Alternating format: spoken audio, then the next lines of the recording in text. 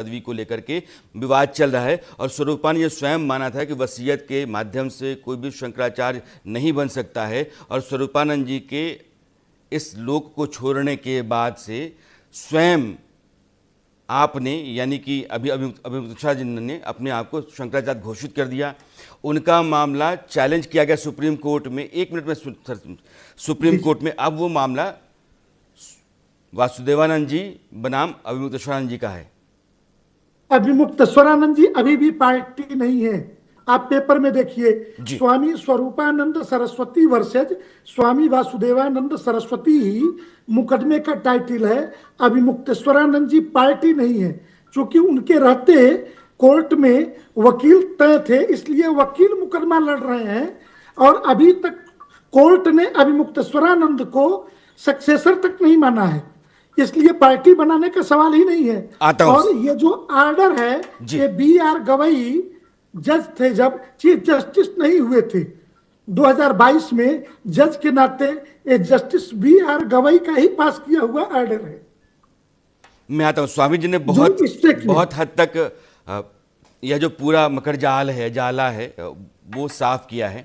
अब मोटे तौर पर ये समझ में आ रहा है कि सुप्रीम कोर्ट में मामला बहुत लंबे समय से चलता रहा है और स्वरूपानंद जी के परलोक सिधारने के बाद से जब इन्होंने अपने आप को शंकराचार्य घोषित किया, उसके बाद मामला फिर सुप्रीम कोर्ट पहुंचा। सुप्रीम कोर्ट ने जो आखिरी आदेश दिया था अक्टूबर 2022 में, उसने कहा था कि छत्र और चंवर का इस्तेमाल कोई भी नहीं कर सकता है।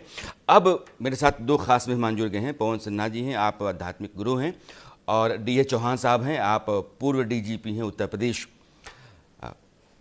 DA चौहान साहब,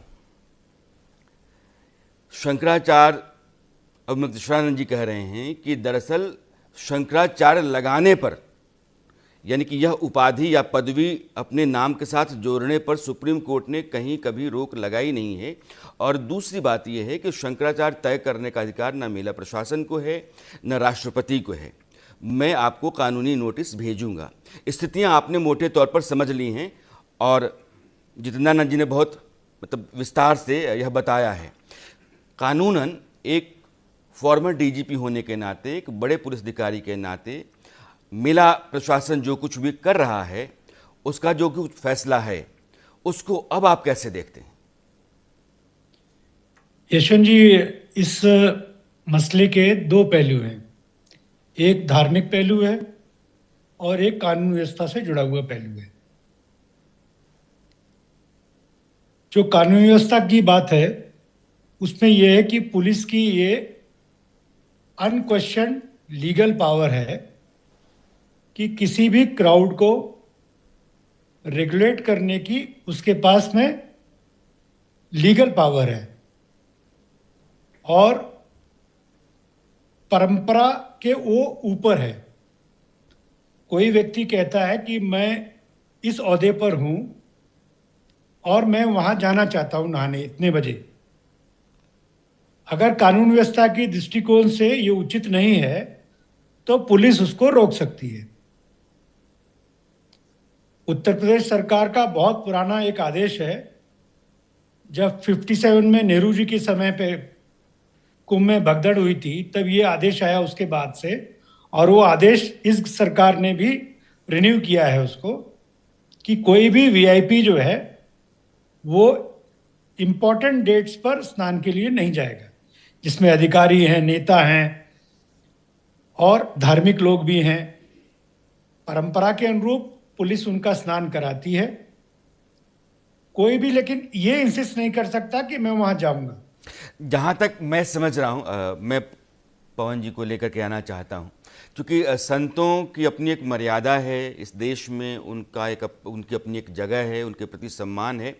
और माघ मेला या कुंभ मेला ऐसे आयोजनों पर उनके नहाने का एक रिवाज है और एक तरीक़ा भी है कि पहले ये जाएंगे, फिर ये जाएंगे, फिर ये जाएंगे। शंकराचार्य जहाँ भी जाते हैं उनका अपना सम्मान है और उनके लिए अलग से एक व्यवस्था की जाती है। आपका कहना यह है कि पालकी पर मैं सवार होकर के स्नान के लिए जा रहा था और प्रशासन ने कहा कि पालकी पर सवार होकर के आप नहीं जा सकते हैं, आप इतने लाव लश्कर के साथ नहीं जा सकते हैं, मुझे स्नान करने से रोका गया।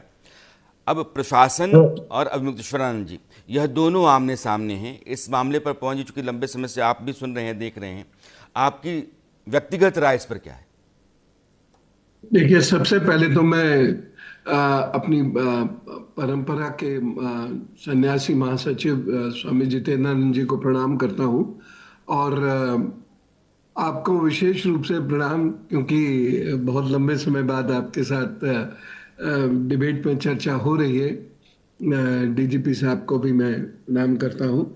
मेरे विचार से ऐसे मसले जहाँ हैं, जहाँ इतनी ज़्यादा भीड़ है, वहाँ 200 लोगों के साथ जाना वो लॉजिकली भी ठीक नहीं है। तो वो क्या है क्या नहीं है, शंकराचार्य किस विधि से है, ये तो बहुत अच्छे से स्पष्ट हो गया। लेकिन ये प्रशासनिक दृष्टि से भी ये ठीक नहीं है। देखिए, कुंभ स्नान जब होता है तो उसी प्रकार से व्यवस्थाएं की जाती हैं, उसी प्रकार से ये बताया जाता है कि अब ये अखाड़ा स्नान करेगा, अब ये अखाड़ा स्नान करेगा, तो पुलिस प्रशासन उस अनुसार व्यवस्था करता है। अब यहाँ पर वो व्यवस्थाओं के लिए कोई जानकारी थी नहीं थी, हालांकि मुझे नहीं मालूम, लेकिन देखकर सारी चीजें लगती हैं कि कोई जानकारी नहीं थी। और ऐसे में इतनी सारी संख्या में लोगों को लेकर जाना, और वहां पर भी चूंकि जनता उन्हें शंकराचार्य के रूप में देखती है, तो उनके पैर छूने के लिए बहुत सारे लोग आतुर होंगे।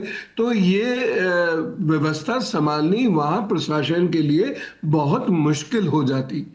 यही कारण रहा होगा कि प्रशासन ने उन्हें रोका। और जो खबरें आ रही हैं उसके अनुसार भी यदि हम देखते हैं तो प्रशासन ने प्रेम फैसाई इसको देखा जाए तो प्रशासन ने अपनी तरफ से धक्का मुक्की ये शुरू नहीं की, वो वहीं से शुरू हुई। और प्रशासन को फिर ये एक्ट इसलिए करना पड़ा कि अगर भगदड़ हो जाती तो उसका जिम्मेदार कौन होता। ये भगदड़ नहीं होनी चाहिए, इसलिए प्रशासन को ये कदम उठाना पड़ा। क्योंकि पूर्व में भी भगदड़ होती रही है, एक के बारे में डीजीपी साहब ने बताया अभी, और उसके अलावा भी कई भगदड़ हुई। हरिद्वार में भी भगदड़ हुई, और पिछले कुंभ में भी एक छोटी सी भगदड़ हुई थी। लेकिन कोई बड़ा इंसिडेंट हो जाता तो उसका उत्तरदायित्व किसका होता? तब हम प्रशासन को फिर से कोसते। तो प्रशासन की कहीं बात को मान लेना चाहिए, और वो शंकराचार्य हैं या नहीं है इसका निर्णय प्रशासन के हाथ में ना जाए।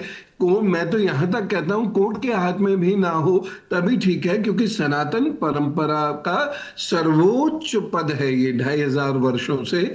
और ऐसे में दोनों लोगों को मिलजुल कर, सभी पक्षों को मिलजुल कर बैठकर चीजों का निपटारा करना चाहिए, वादों का निपटारा करना चाहिए, जिससे कि लोगों को एक बहुत अच्छा सुंदर संदेश मिले कि देखिए हमारे शंकराचार्य ऐसे हैं।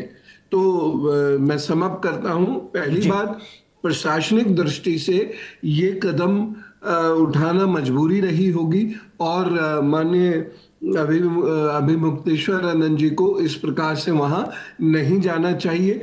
और दूसरी चीज ये है कि अगर इन सब चीजों का निर्णय कोर्ट के हाथ में चला जाएगा तो शंकराचार्य जी की जो भूमिकाएं हैं, जो बाकी शंकराचार्य हैं उनकी जो भूमिकाएं हैं, वो थोड़ी नीची हो जाएंगी। दो बातें हैं पवन जी, आप कह रहे हैं कि मेले में व्यवस्था बनाए रखने का उत्तरदायित्व प्रशासन के ऊपर होता है, और उस व्यवस्था की दृष्टि से जो भी आवश्यक कदम है, फैसला है, निर्णय है, वह लेता है। उसी निर्णय के तहत ऐसा हुआ होगा कि आप पालकी के साथ इतने लोगों को लेकर के नहीं जा सकते हैं। लेकिन स्वामी जी, मेरा सवाल आपसे है, अभिमुक्तेश्वरानंद जी कहते हैं कि बाकी संतों के साथ सरकार और प्रशासन का वह बर्ताव नहीं है जो उनके साथ होता है।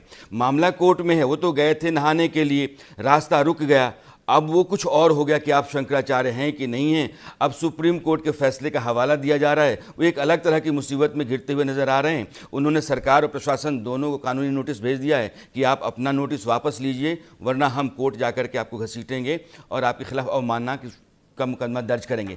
उनका कहना यह है कि मेरे साथ ही यह बर्ताव क्यों।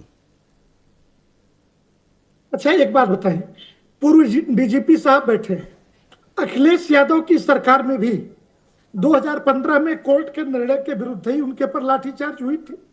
2017 के मार्च के पहले हरीश रावत सीएम थे उत्तराखंड में, वहां भी मंदिर में जबरिया घुस के पूजा की कोशिश इन्होंने की थी, ताला तोड़ने की, वहां भी पीटे गए और ऋषिकेश एम्स में भर्ती किए गए थे।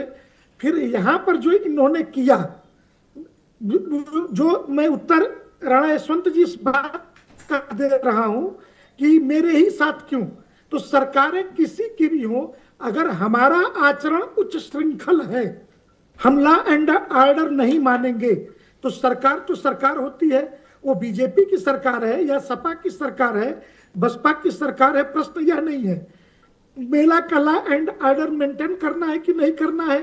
और आपने क्या किया, आज तक ज्ञात परंपरा में 42 साल से मैं सन्यासी हूं, महामंत्री हूं संतों का, लेकिन कभी भी माघ मेला के अंदर, डीजीपी साहब को भी पता होगा कि माघ मेला के अंदर कोई शाही स्नान नहीं होता है।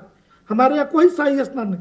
अर्ध कुंभ, कुंभ में शाही स्नान, उसके क्रम और मिनट तक तय है, कितने मिनट में करना है, किस अखाड़े को पहले करना है, महानिर्वाणी पहले करेगी, महानिर्वाणी के साथ, वो एक पूरी परंपरा है।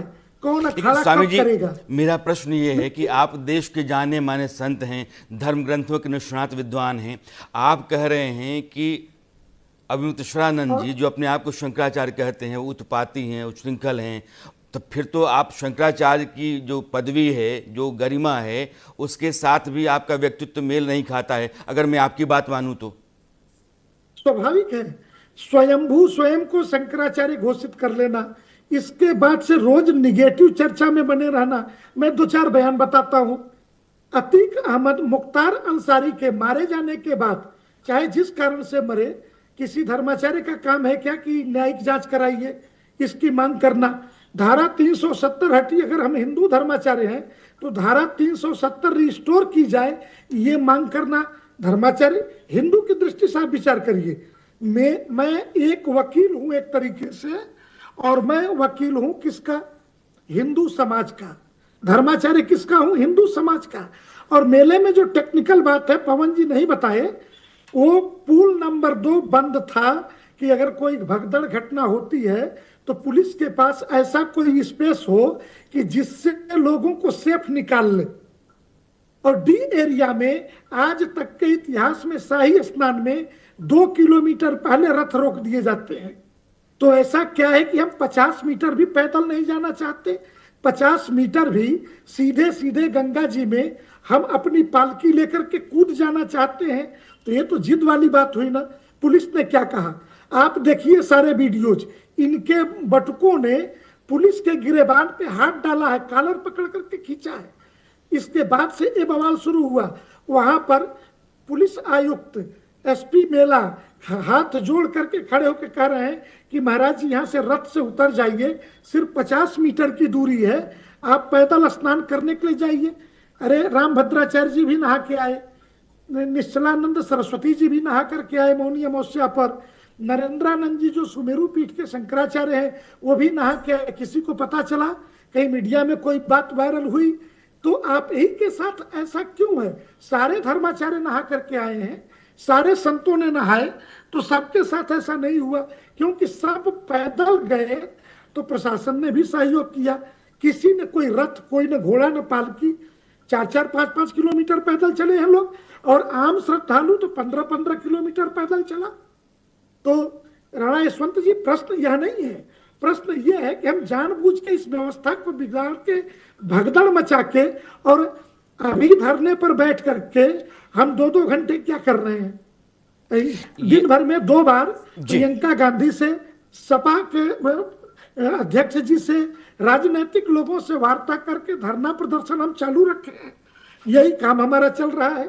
तो ये ठीक पद्धति है डी क्या चौहान धर्माचार्य साहब, की? मोटे तौर पर जितेंद्र सरस्वती जी कह रहे हैं कि यह जो संतों का समाज है उसमें अविमुक्तानंद जी की अपनी एक राजनीति भी है और राजनीतिक दलों के साथ उनकी एक सहमति कहीं ना कहीं है, ऐसा अगर मैं स्वामी जी की बात मान लूँ तो लगता है।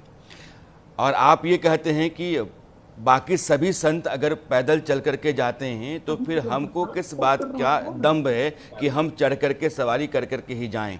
यानी कि संत का जो सहज स्वभाव है उसके विपरीत आचरण है, दम्भ से भरा हुआ। ये मैं नहीं कह रहा हूँ, ये स्वामी जी कह रहे हैं। अब उसमें अगर कोई स्थिति ऐसी विकट पैदा हो जाती है कि प्रशासनिक अमला अपने आप को मुसीबत में पाता है और वहाँ कोई अप्रिय घटना होने लगती है या होने की आशंका बढ़ जाती है, तो ये टकराव हो सकता है, मैं मान लेता हूँ। लेकिन अब चूंकि एक नोटिस अविमुक्तानंद जी की तरफ से प्रशासन को दिया गया है, ऐसी स्थिति में प्रशासन के पास और क्या क्या कार्रवाई करने का विकल्प बनता है? देखिए यशवंत जी, एक मुझे चीज जो नजर आती है, जो वर्तमान में हमारी सरकार है, बीजेपी गवर्नमेंट, इसका 2 यूएसपी है। क्राइम पे जीरो टॉलरेंस और लॉ एंड ऑर्डर का मेंटेनेंस। स्नान कराना ये बेसिकली लॉ एंड ऑर्डर का विषय आ जाता है। यहाँ पर जो मुझे दिखाई दे रहा है, अभी स्वामी जी ने कहा कि बाकी संत शांतिपूर्वक तरीके से गए और स्नान करके आ गए, लेकिन ये इनके यहाँ इस समय में स्नान में समस्या हुई। तो थोड़ा मुझे ये नजर आता है कि संवाद की कहीं कमी है। अगर पहले से जानकारी रखनी चाहिए, पुलिस को हो जाती है और पुलिस उनसे संवाद कर लेती तो शायद इस स्थिति को टाला जा सकता था। क्योंकि संवादहीनता की वजह से ये समस्या पैदा हुई है। आम जनमानस इसके बीच में नहीं जाता कि कौन शंकराचार्य है कौन नहीं है। वो ये देखता है कि गेरुआ वस्त्रधारी हैं, ये साधु हैं, हिंदू समाज के साधु हैं, और हिंदू समाज के हर साधु को अधिकार है कि वो संगम पे जाके शांतिपूर्वक तरीके से स्नान करें। पूर्व में बहुत अच्छे अच्छे पुलिस अधिकारी रहे हैं और वो संवाद बना के रखते थे और कभी भी कोई इस तरह की समस्या नहीं आती है।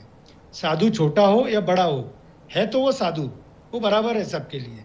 तो उसके लिए ये फैसिलिटेट करना, तो ये संवाद करने से हो सकता है जी। अभी आप देखिए, यूपी ने देखा कि किसान आंदोलन, इतना बड़ा किसान आंदोलन हुआ, यूपी में कोई वायलेंस नहीं, कोई डेथ नहीं, कोई आगजनी नहीं। क्यों? गवर्नमेंट ने इंश्योर किया था कि सिपाही से लेके डीएम से लेके एसपी से लेके कमिश्नर से लेके आईजी एडीजी सब इसमें जो है संवाद रखेंगे और किसानों के छोटे छोटे कार्यकर्ताओं से संवाद रखेंगे। तो संवाद से ये स्थिति को टाला जा सकता था, क्योंकि आम जनता के बीच में अच्छा मैसेज देना है हमें कि माघ मेला का स्नान बहुत शांतिपूर्वक तरीके से हो गया जी। और जो ये शंकराचार्य जी हैं इस बात को बखूबी समझ रहे हैं और इसीलिए वो इस तरह की परिस्थितियां पैदा कर रहे हैं। मैं आता हूं, ये लगे कि साहब ये स्मूथली नहीं हुआ। उनका मुझे नहीं लगता कि उनका स्नान करने में कोई इंटरेस्ट है। अगर उनका इंटरेस्ट होता तो शांतिपूर्वक तरीके से 4 बजे उठते, सुबह ब्रह्म मुहूर्त में जाते, चुपचाप स्नान करके चले आते। और माघ मेला, जैसे स्वामी जी ने कहा, माघ मेला की विशेषता यही है कि वहां आपको बहुत शांतिपूर्वक तरीके से माघ मेला क्षेत्र में रह के तपस्या करनी होती है और चुपचाप एक दिन नहीं, रोज जाके गंगा में स्नान करके फिर पाठन का कार्य करना होता है अपने हिंदू स्क्रिप्चर्स का।